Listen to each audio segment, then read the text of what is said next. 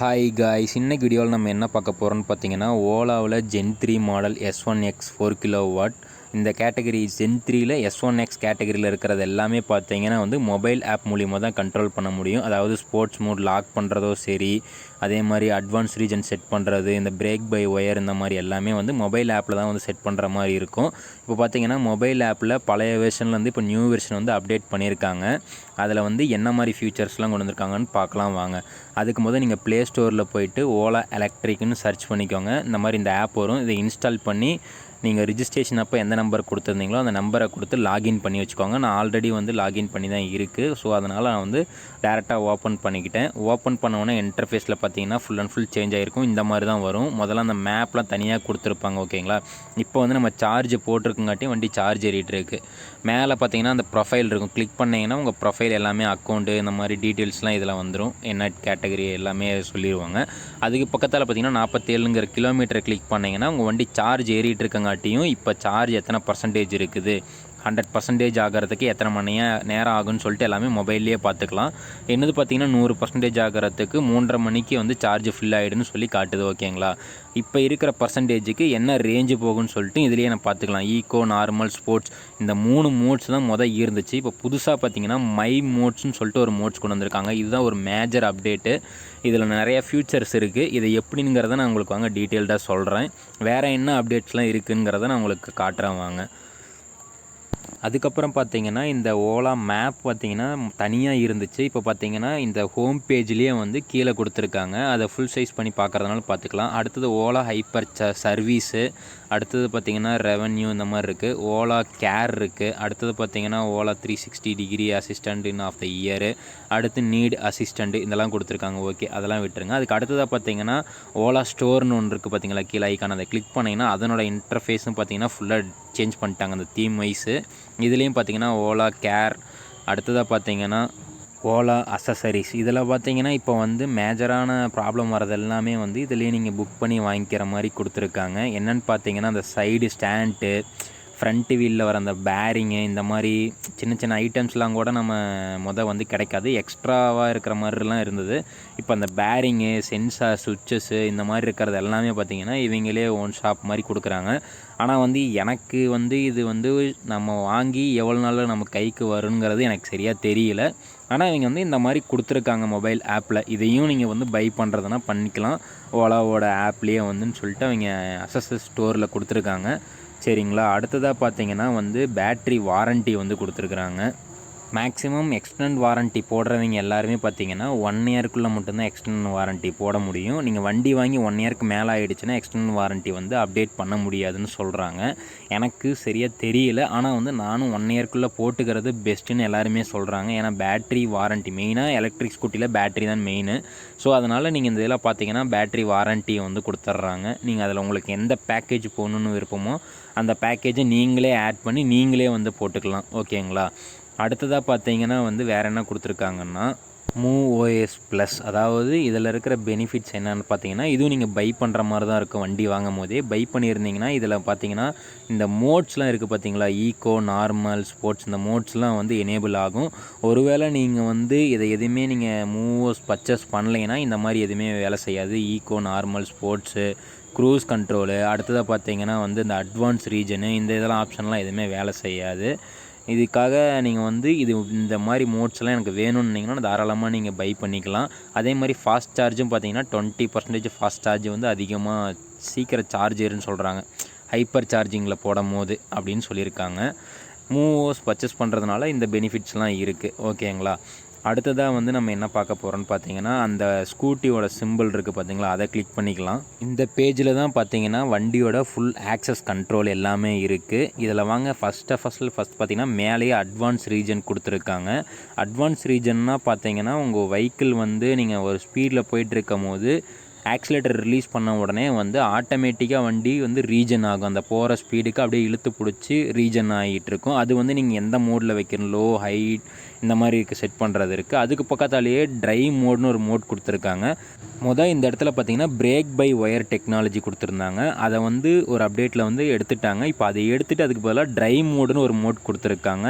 இதுதான் வந்து இப்போ புதுசாக கொடுத்துருக்கிற மெயின் அப்டேட்டு. இதில் என்ன மாதிரி இருக்குது, எப்படி நம்ம யூஸ் பண்ண போகிறோங்கிறத ஃபஸ்ட்டு நம்ம பார்க்கலாம். அதுக்கடுத்ததாக பார்த்தீங்கன்னா வெஹிக்கிள் ஆக்சஸில் போய் பார்த்தோம்னா நீங்கள் இந்த இடத்துல போய் தான் நீங்கள் வந்து ஸ்போர்ட்ஸ் மூடு உங்கள் வெஹிக்கிளில் லாக் பண்ணி வைக்கணுனாலும் லாக் பண்ணி வைக்கலாம். இப்போ பார்த்தீங்கன்னா ஸ்போர்ட்ஸ் மூடு ஆஃப் பண்ணியிருக்கேன், ஆக்டிவேட் ஆகிடுச்சு. இப்போ பார்த்தீங்கன்னா மறுபடியும் ஆஃப் பண்ணிட்டேன், டீஆக்டிவேட்டுன்னு காட்டுது. இந்த மாதிரி நீங்கள் ஆஃப் பண்ணியும் வச்சுக்கலாம் உங்கள் வண்டியில் ஸ்போர்ட்ஸ் மூடு வேலை செய்ய வேண்டாம் அப்படிங்கிறவங்க. ஓகேங்களா, இந்த மாதிரி சின்னதாக இருக்குது. அதுக்கடுத்து பார்த்தீங்கன்னா ஓலா சார்ஜிங் ஹிஸ்ட்ரி. நீங்கள் ஹைப்பர் சார்ஜிங்கில் எங்கேயாவது போட்டிருந்தீங்கன்னா அந்த ஹிஸ்ட்ரி இதில் ரெக்கார்ட் ஆகும். அடுத்ததாக பார்த்தீங்கன்னா அசசரி ஸ்டோரு, அதையும் விட்டுருங்க. அடுத்து எனர்ஜி லைட்டான்னு சொல்லிட்டு பார்த்தீங்களா, மூவோஸ் ப்ளஸ். அதில் பார்த்தீங்கன்னா நீங்கள் யூஸ் பண்ணுற ரைடிங் மோட்ஸு எவ்வளோ பர்சன்டேஜ் எது மாதிரி யூஸ் பண்ணியிருக்கீங்கன்னு எல்லாமே வந்து டேட்டா அவங்க இதில் தான் ஃபுல்லாக ஸ்டோரேஜ் ஆகும். இங்கே நம்ம காட்டுற டேட்டாவுமே தான் அவங்களுக்கும் அந்த டேட்டாஸ்லாம் இருக்கும். இதை வச்சு தான் அவங்க பார்த்தீங்கன்னா உங்கள் வெஹிக்கிளோட வாரண்ட்டி வந்து எல்லாமே கிளைம் பண்ணுவாங்க. ஏன்னா லோ பேட்டரியில் ஓட்டுறதோ சரி, நீங்கள் சார்ஜிங் எத்தனை டைம் போட்டிருக்கீங்க எல்லாமே வந்து டேட்டா அவங்களுக்கு போகும். அதே மாதிரி பார்த்திங்கன்னா லேட் நைட் டிரைவிங் இதில் எல்லாமே இதிலேயே வந்துடும். நீங்கள் லோ பேட்டரியில் மேக்ஸிமம் மட்டும் ஓட்டாதீங்க. ஏன்னா லோ பேட்டரியில் ஓட்டும் போது இங்கேயே கீழேயே பார்த்தீங்கன்னா லோ பேட்டரியில் எவ்வளோ நேரம் நீங்கள் ஓட்டியிருக்கிறீங்க அப்படிங்கிறது எல்லாமே வந்து செக் பண்ணிடுவோம். அதை பார்த்திங்க கீழே காட்டுது பார்த்தீங்களா, ஒரு battery health avoid the provide low battery levels அதாவது சொல்லிட்டு நீங்கள் லோ பேட்டரியில் ஓட்டிட்டிங்கனாலும் இதிலே ரெக்கார்ட் ஆயிரும். ஸோ அதனால தான் லோ பேட்டரியில் ஓட்ட வேண்டாம். இந்த மாதிரி இதெல்லாம் நீங்களே பார்த்துக்கலாம். ஓகேங்களா. அடுத்ததாக பார்த்தீங்கன்னா மெயினாக வெஹிக்கிள் செட்டிங்ஸ்.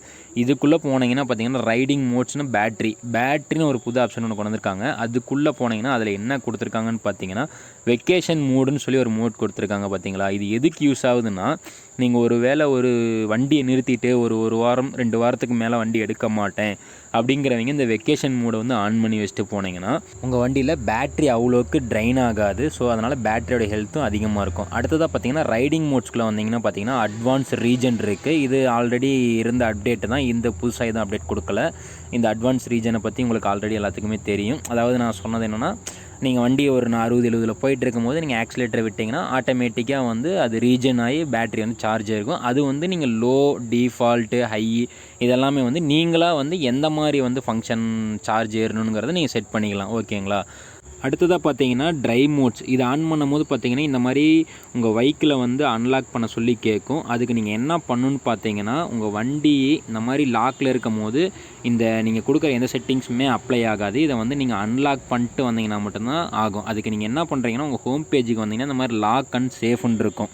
இதை வந்து அன்லாக் அண்ட் ரைடுன்னு மாற்றணும். அது எப்படி மாற்றுறதுன்னு பார்த்தீங்கன்னா, உங்கள் வண்டியோட சாவி பார்த்தீங்களா இருக்குல்ல, அதை மட்டும் ஆன் பண்ணிங்கன்னா போதும். இந்த பார்க் மோட்லேயே தான் இருக்கணும். நீங்கள் அந்த மூவ் பண்ணுற மாதிரி ஈகோ மோட் இந்த மாதிரி எந்த மோடுக்கும் போடாதீங்க. பார்க்கில் இருக்கும்போது பார்த்தீங்கன்னா அதுவே வந்து அன்லாக் டு ரெடின்னு சொல்லிட்டு வந்துடும். இதுக்கப்புறமேட்டு மறுபடியும் நீங்கள் அந்த வெஹிக்கிள் செட்டிங்ஸ்க்கு போயிட்டு நீங்கள் எந்த செட்டிங்ஸ் அட்வான்ஸ் ரீஜனில் வந்து ஹையில் வைக்கிறதுனாலும் சரி, லோவில் வைக்கிறதுனாலும் சரி, இல்லை இந்த ட்ரை மோட்ஸில் வந்து நீங்கள் வந்து கஸ்டமைஸ் பண்ணுறதா இருந்தாலும் சரி, எதுவாக இருந்தாலும் அங்கே வந்து ஸ்கூட்டியில் வந்து அப்ளை ஆகும். ஓகேங்களா. இப்போ மறுபடியும் அந்த ட்ரை மோட்ஸில் வந்துட்டோம். இப்போ உள்ளே பார்த்தீங்கன்னா வந்து மேலே பார்த்தீங்கன்னா பவர், அதாவது வண்டியோட பவர் வந்து நம்ம வந்து கஸ்டமைஸ் பண்ணிக்கலாம். அதாவது பார்த்தீங்கன்னா பர்சன்டேஜ் ஆஃப், அதாவது 30%லேருந்து 100% வரைக்கும் கொடுத்துருக்காங்க. மினிமம் 30% கொடுத்துருக்காங்க. ஓகேங்களா. அதே மாதிரி கீழே பார்த்தீங்கன்னா ஸ்பீடும் அதே மாதிரி நம்ம வந்து கஸ்டமைஸ் பண்ணிக்கிற மாதிரி இருக்கும். இப்போ நீங்கள் 30%ல் வச்சும் நீங்கள் அந்த பவர், அதாவது நீங்கள் கொடுக்குற பவர் வெஹிக்கிளில் வந்து இவ்வளோ தான் பவர் வெளில வரணும் அப்படிங்கிற மாதிரி. இப்போ 30%க்கு பார்த்தீங்கன்னா மேக்ஸிமம் 60 கிலோமீட்டர் ஸ்பீடு தான் வந்து போகும்னு சொல்லி அதில் காட்டுது. அதுக்கு மேலே வந்து வைக்க முடியாது. இதே ஒரு 50% வந்து நம்ம பவர் யூஸ் பண்ணுறோம் வெஹிக்கிளோட பவர்னால் 70 கிலோமீட்டர் ஸ்பீடு வரைக்கும் தான் போகும். அதுக்கு மேலே வந்து போகாது. இதே ஒரு 70% நம்ம வந்து பவர் வண்டியில் வைக்கிறோங்கிற பட்சத்தில் வண்டி வந்து ஒரு 90 கிலோமீட்டர் ஸ்பீடு வரைக்கும் போகும். 90% யூஸ் பண்ணும்போது 110, 100ங்கிறது ஃபுல் ஸ்பீடாகவும் 120 கிலோமீட்டர் ஸ்பீடு வரைக்குமே போகும். ஓகேங்களா. இந்த மோட்ஸுக்கு தகுந்த மாதிரி மேலே பார்த்தீங்கன்னா மேக்ஸிமம் ரேஞ்சுன்னு சொல்லிட்டு அதுவுமே மாறும். இப்போ பார்த்தீங்கன்னா லெஸ் தென் 30%, அதாவது 30% பவருக்கு பார்த்தீங்கன்னா உங்களுக்கு ரேஞ்சு பார்த்தீங்கன்னா 243 கிலோமீட்டர் ரேஞ்சு வந்து நமக்கு காட்டுதுங்க. ஓகேங்களா. ஆனால் அதில் ஸ்பீடு பார்த்திங்கன்னா 60 கிலோமீட்டர் தான் நம்ம செட் பண்ண முடியும். அது கம்மியாக செட் பண்ணுறா பண்ணிக்கலாம், அதுக்கு மேலே வந்து செட் பண்ண முடியாது. அது கீழே பார்த்தீங்கன்னா வந்து ரீஜென்ரேட்டிவ் பிரேக்கிங் சிஸ்டம்னு கொடுத்துருக்காங்க. இந்த பிரேக் பை ஒயர்ஸ் டெக்னாலஜியை வந்து இந்த இடத்துல கொண்டு வந்து இங்கே கொடுத்துருக்காங்க. இதில் நீங்கள் ஆஃப் பண்ணிங்கன்னா அங்கே ரேஞ்சு மேலே பார்த்தீங்கன்னா குறையும். லோவில் வைக்கும் போது பார்த்தீங்கன்னா ஒரு ரேஞ்சு வரும், மீடியமில் வைக்கும் போது பார்த்தீங்கன்னா ஒரு ரேஞ்சு வரும், ஹையில் வைக்கும் போது பார்த்தீங்கன்னா 243 கிலோமீட்டர் ரேஞ்சு வந்து நம்ம காட்டுது. ஓகேங்களா. கீழே பார்த்தீங்கன்னா த்ராட்டல் ரெஸ்பான்ஸ்ன்னு இருக்குது பார்த்தீங்களா, அது நம்ம வண்டி கொடுக்குற ரெஸ்பான்ஸ் இருக்குது இல்லைங்களா. த்ராட்டல் கொடுக்கும் போது எந்த அளவுக்கு வந்து உடனே ரியாக்ஷன் பண்ணணும் வண்டி, சடனாக பார்த்தீங்கன்னா புதுசாக ஓட்டுறவங்களுக்கு விஸ்க்குன்னு இழுத்துட்டு போகிற மாதிரி இருக்குன்னு சொல்லுவோம்ல, அந்த இதை கண்ட்ரோல் பண்ணுறது த்ராட்டல் ரெஸ்பான்ஸ் வந்து நம்ம வந்து கம்மியாக வச்சுக்கலாம். ஹையில் வச்சோம்னா டக்குன்னு ரியாக்ஷனாக இருக்கும், லோவில் வச்சோம்னா ரொம்ப மைல்டாக இருக்கும், மீடியம்னா கரெக்டாக நார்மலாக கொடுத்தோம்னா கொஞ்சம் நேரம் கழித்து அப்படியே பிக்கப் ஆகும். ஓகேங்களா. இதுதான் வேறு எதுவும் கிடையாது. ஏன்னா இந்த மை மோடில் தான் பார்த்தீங்கன்னா வந்து ரேஞ்சு வந்து இருக்கிறதுலே அதிகமாக ரேஞ்சு கிடைக்கிற மாதிரி வந்து காட்டுது. ஸோ அதனால் இந்த மோட்ஸ் வந்து புதுசாக இப்போ கொடுத்துருக்காங்க. யாராவது யூஸ் பண்ணி பார்க்குறேன்னா யூஸ் பண்ணி பாருங்கள். நான் வந்து இதை வந்து ரியல் டைமில் இந்த ரேஞ்ச் வந்து இப்போ 243 கிலோமீட்டர் ரேஞ்ச் வந்து நம்ம கிடைக்குதான்னு செக் பண்ணி பார்க்க போகிறோம். இதே 30% பவரில் வச்சு இந்த மோடில் வச்சு இதுலேயே 243 கிலோமீட்டர் ரேஞ்சு வந்து நம்ம காட்டுது பார்த்தீங்களா. அதை வந்து நமக்கு ரியல் டைமில் கிடைக்குதா என்னங்கிறத நான் செக் பண்ணி உங்களுக்கு நான் அடுத்த வீடியோவாக நான் உங்களுக்கு அப்டேட் பண்ணுறேன். தொடர்ந்து இது போன்ற இன்ஃபர்மேஷனை வந்து நம்ம சேனலில் கொடுத்துட்ருப்போம். அதை நீங்கள் பார்க்குறதுக்கு நம்ம சேனலை சப்ஸ்கிரைப் பண்ணி பெல் ஐக்கானை கிளிக் பண்ணி வச்சுக்கிட்டிங்கன்னா தான் நான் போடுற வீடியோ உடனுக்குடனே உங்களுக்கு நோட்டிஃபிகேஷனாக வரும். ஓகேவா ஃப்ரெண்ட்ஸ், மீண்டும் உங்களை அடுத்த வீடியோவில் சந்திக்கிறேன். Bye friends.